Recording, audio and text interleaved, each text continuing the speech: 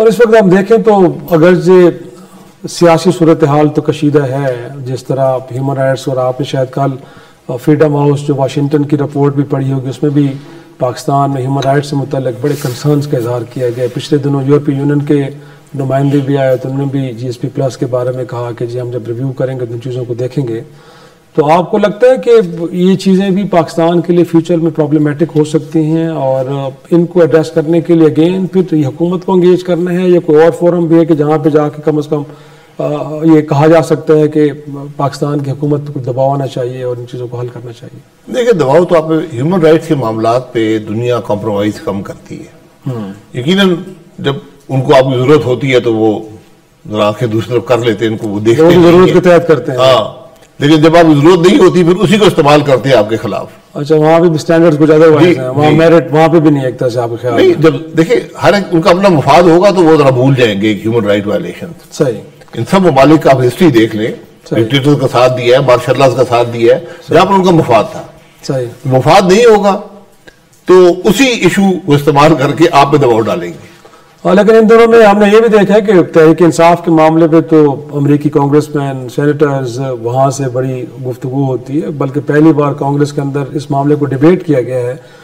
तो बतौर साबिक वज़ीर-ए-आज़म आप समझते हैं कि अमेरिका जैसे मुल्क को, उनके अरकान पार्लिमान को, पाकिस्तान के इंटरनल मैटर्स, एक पार्टी से मुतल्लिक जो कुछ भी हो रहा है उस पर गुफ्तगू करनी चाहिए? आप समझते हैं कि नहीं, ये पाकिस्तान के मामलात में बराह रास्त मुदाखलत है? देखिए, वो सॉवरन मुल्क है, वो जो मर्जी करे, आप उसको रोक तो सकते नहीं है। लेकिन सर हमारे भी अपने मामला जी, तो आप एहतजाज कर सकते हैं। अच्छा, और अगर कोई दूसरे मुल्क की पार्लियामेंट आपके मुल्क के इशू को डिबेट कर रही है, लेकिन फिर जब उसको ह्यूमन राइट इशू के ज़मरे में ले आते हैं, फिर आप बेबस हो जाएंगे, फिर आपको कहने का हक नहीं रहेगा। उनकी जो कांग्रेस है और सेनेट है, मेरे ख्याल है दोनों मिला के 600 के लगभग 550-600 लोग हैं, तो वो वहां पर हर किस्म का रेजोल्यूशन पेश हो सकता है, डिबेट हो सकता है। लेकिन आपको ये बात का हमें एक मुल्क के तौर पर ख्याल करना चाहिए कि जो कुछ मुल्क में होता है वो मुल्क के अंदर नहीं रहता। अच्छा, उसके सराहत उसके मामलात पूरी दुनिया में जाते हैं, खास तौर पर जब ह्यूमन राइट वायलेशंस कंसिडर हो रही हो, और फिर उनको आपके खिलाफ इस्तेमाल करने का मौका आप दे देते हैं।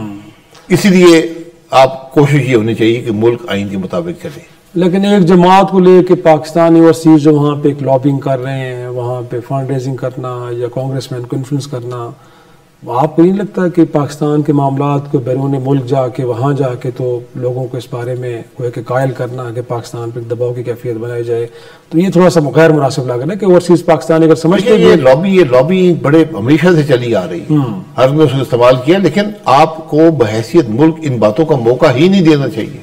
ये आपको मुल्क के अंदर बैठकर अपने मसाइल हल करने चाहिए।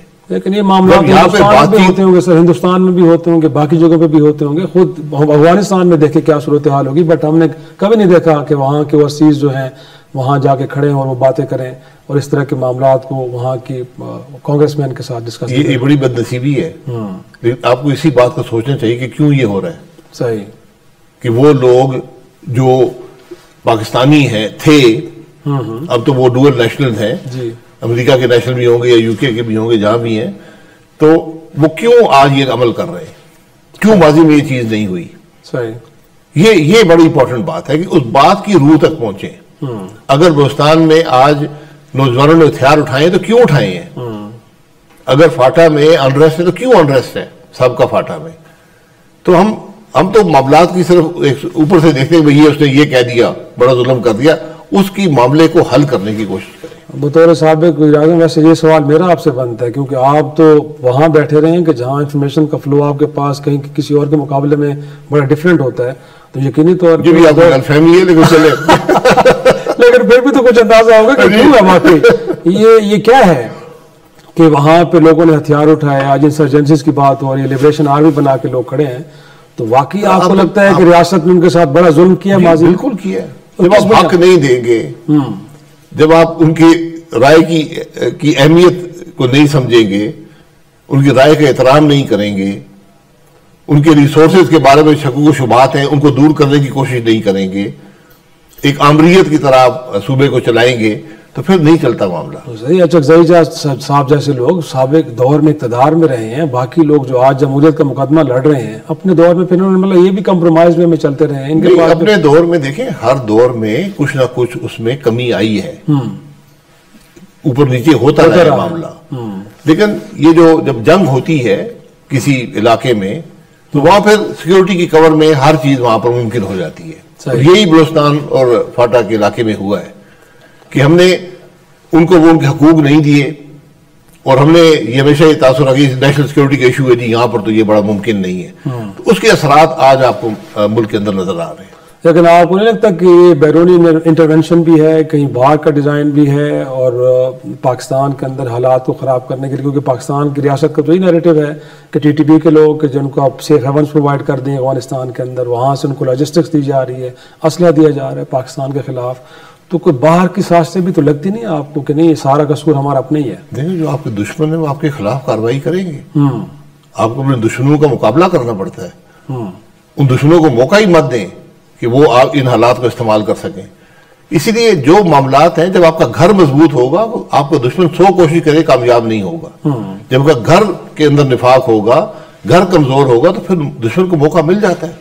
तो ये जो KP की गवर्नमेंट ने कोई डेलीगेशन बना के तालिबान इंतजामिया के साथ एंगेजमेंट, क्योंकि रियासत का नैरेटिव तो इंटायरली डिफरेंट है कि दे आर आवर एनिमीज, उनके साथ गुफ्तगू नहीं हो सकती, उनको हमने कॉल्स देनी है कि आप बाज आ जाएं, और इस दौरान हमने कहीं जाकर अफगानिस्तान के अंदर कहीं टारगेट्स को हिट भी किया है। तो ये तर्ज अमल जो इस वक्त KP गवर्नमेंट का है, वो आपको कैसे लगता है कि हाँ नहीं, अगर एक सूबा चाहता है कि उसके अंदर अमन आना चाहिए और एंगेज करना चाहिए दुश्मनों के साथ, तो कर लेना चाहिए? नहीं, ये सूबे को इख्तियार नहीं है। फॉरेन पॉलिसी जो है या सिक्योरिटी पॉलिसी, ये वफाक का इख्तियार है। सही है।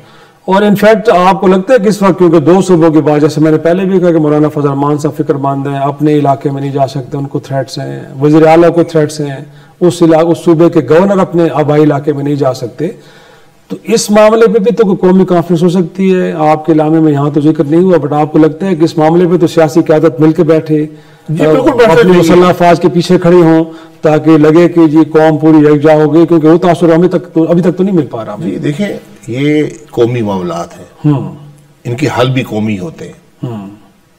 आप जो फोर्स का इस्तेमाल आखिरी तरीका होता है। पहले आप अपना घर तो मजबूत करें ना, इकट्ठे बैठे ना, लोगों को इकट्ठे मिले हुए नजर आए।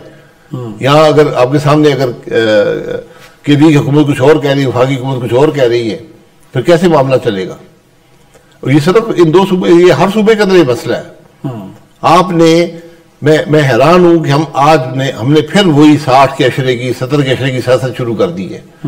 अब देख ले, सिंध के अंदर मुजफ्फर जतोई जैसे आदमी को आपने हथकड़ियां लगाकर आज कभी बकरी का केस बनाते हैं, कभी भैंस का केस बनाते हैं, कभी स्कूटर का केस बनाते हैं। ये आपने आपको तमाशा लगा दिया ना। और जुडिशरी है, आपने सो वोटो पावर भी ले ली है कि वो अब उसको आपको पूछ नहीं सकता, फिर क्या होगा? कहां से इंसाफ मिलेगा? तो वो मुजफ्फर जतोई को आज भी इंसाफ देने वाला है? जो आप वफाकी वजीर बनाओ, जिसका एक कद काट है, जो असूलों पर कायम रहता है, बात करता है, आप उसको आज एक आम क्रिमिनल की तरह आप उसको लेकर कभी एक अदालत, और कौन कर रहा है? एक जमहूरी हुकूमत, नाम नहाद जमहूरी हुकूमत, जो आज वफाक में भी है और सूबे में भी है। यही हालत पंजाब में। आज आपको इंसाफ कहीं नहीं मिलेगा। पुलिस अगर आपको घर तोड़ दे को पूछने वाला नहीं है, आपको उठाकर ले जाए को पूछने वाला नहीं है। इस तरह मुल्क नहीं चला करते। और आपके ख्याल है फिर आज़ाद आवाज़ है, क्योंकि पैकर को लेकर भी आपने कंसर्न्स का इजहार किया, आपको लगता है कि ये भी उसी डिजाइन का हिस्सा है कि जिसके अंदर कोई कंसर्न का इजहार तो पहले ही उसकी छुट्टी हो गई थी। अब आपने मजीद क्रिमिनलाइज कर दिया आपने इजहार राय। अगर मैं कोई आज बात कर दूं जो किसी को पसंद ना हो, मैं 3 साल अंदर हो सकता हूँ, 20 लाख का जुर्माना हो सकता है। सही।